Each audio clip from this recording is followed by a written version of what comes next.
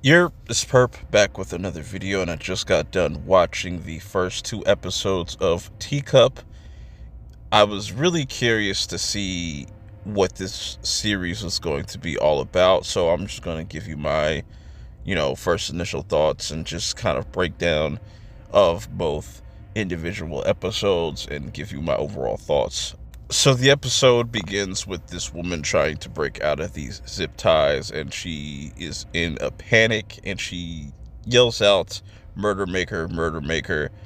Really bizarre shit. But then we get introduced to our main characters, Maggie, her son Arlo. Really weird, bizarre name for a kid. Anyways, that's her daughter, which I'm drawing a blank on her name, the grandmother Ellen, which is James's mother, and obviously there are some interesting things going on with James and Maggie not really seeing eye to eye. You could tell there's something off with their relationship, but there's something strange going on with the animals. They're acting a little out of character. They're just freaking out. And this is pretty much Maggie's job to kind of look over the stable, and she's known for helping other people do the same thing. She also doesn't see eye to eye with James's mom all the time, but it's nothing, you know, crazy. I think they're going to explain more about that, but Ellen lets it be known like she means no harm or she doesn't have no ill will towards Maggie. But their relationship is also kind of weird, because of whatever James has done. Obviously, it's alluded to he cheated or did something messed up. She doesn't know exactly who it was. She just knows that it happened. So, of course, this little kid, Arlo, sees one of the goats earlier in the episode, like, run off to the woods. And I don't know what it is with these little kids. First Ethan, now Arlo. These kids, I just don't understand them. And Maggie goes to look for him later, and it goes to show you how, you know, kind of bad, and I'm not going to say bad parenting, but the lack of awareness of for their kids, where Maggie cannot find Arlo anywhere. James doesn't seem to care, but he does care. He feels like the kid is just hiding somewhere.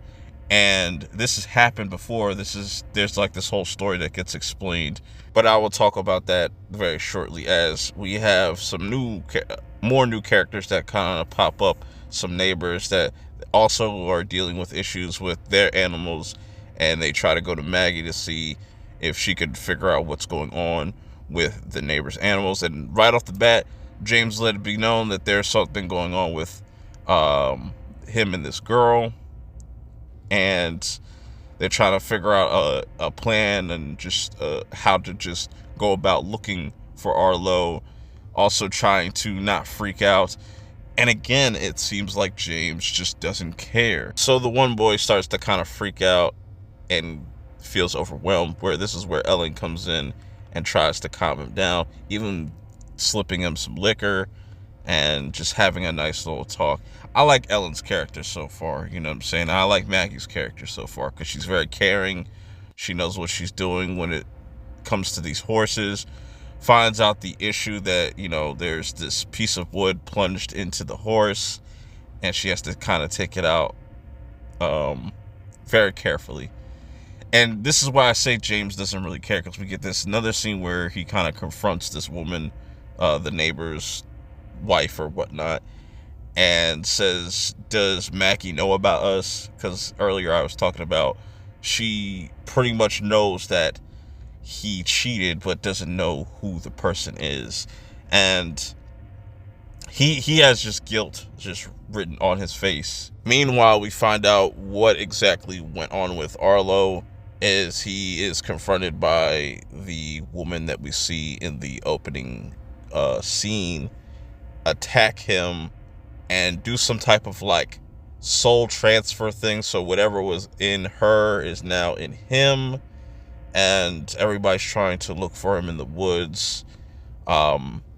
They end up, meeting back up, and this is where we get the kind of revelation, not revelation, but the explanation of what's been going on with James and the family, that this has happened before with the oldest daughter. They ended up finding her in an oven alive, but they just were freaking out that something might be going on with Arlo and it might be bad. And the dad obviously shows that he is concerned and he still loves his family. Even the girl that he's like having an affair with realizes that, and she's like, you really care about your family. We shouldn't really be doing this kind of vibe. So that's going to be interesting to see whenever that gets revealed, whenever Maggie kind of puts two and two together. Meanwhile, back at the house, we got some other neighbors that kind of pull up and tries to warn the family about this like rabid dog. We see this black dog that's being teased throughout, and I'm curious to see if that dog has any connections to our mysterious character with the gas mask. We'll get into that. But now Arlo has popped back up from the woods. Everybody's just kind of happy and thankful, but he's got these bruises on his arms and he's just being really creepy, saying some really creepy, disturbing things. The episode ends off, though, with the lady at the beginning of the episode seemingly getting attacked by that black dog, and then we have our mystery gas mask guy character, what do you want to call him, spraying this like blue paint. So that's the first episode. Now we get to the second episode. This is where shit gets crazy because now the power's starting to act funny. Cars aren't working. They're trying to get Arlo to a hospital, but no luck. All the power's kind of shut off. Everybody's kind of freaking out. Maggie tries to check on Arlo to see if he's just still there, and he's still acting weird, but he kind of is able to kind of snap out of it. But here, Valeria, the chick that is having an affair and whatnot with James, she's gonna blur out the whole secret that James told her, and immediately now Maggie knows exactly who James cheated on her with. And I'm just like, way to go, dummy. Way to just like out yourself. That was a funny scene. So then, Arlo starts to have this little freak out. They don't know what's going on with him. Nicholas gets injured in the process, and then this leads to Lizzie and Nicholas having this like kind of heart-to-heart moment. We also see that Ellen, Valeria, and Claire, I'm pretty sure that's her name. Anyways, that's Donald's wife, because Donald went out to go see who did that to the boy, had his gun strapped up. James isn't too fond of guns, so he's kind of a pussy when it comes to that. But this is where things get really interesting, because Ruben notices there's like a running car outside of the property, so they go charge at it, but then they're greeted to our guy in the gas mask, and he says, "You do not cross this line," and you are going to find out in this episode why you do not cross this line. And they're just kind of having this back and forth while Arlo is just freaking out, being weird, playing with a fucking teacup, and we get caught up with Donald and his character. He's in the woods. He trips over the dead girl's body and gets freaked out by the dog that's right next to him. So he tries to back away slowly, but it ends up chasing him into the property. And this is where we finally see exactly why you don't cross that line, because this dog automatically starts to just fall apart, like literally just guts and bones sticking out. It was fucking crazy. I love that. I love unexpected gore, and the gore in this was really dope, but it gets better. It's also stated by our mystery gas mask character that do not trust anybody, which is interesting. So now Claire, decides she doesn't want to stick around. She'll be able to find her own way. She's dumb. She doesn't listen. So she learns out the hard way of why you do not cross that line. And she starts to kind of fall the fuck apart. And this was probably the highlight of this series so far. And I really enjoyed every moment of that. I don't know how much of this was practical and how much was digital. It just looked really dope.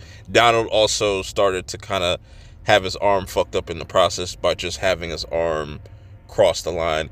And we have Arlo bring out the dictionary saying this is a trap, and he has somebody, the man in his head, telling him we need to hide or just kind of do something. So there's a lot of interesting things going on in this second episode. I'm really enjoying what was shown so far. I want to watch more. What do you guys feel about these first 2 episodes? Are you locked in? Let me know. Hit that like button. Subscribe if you're new. Until next time, I'll see y'all in the next one. Peace.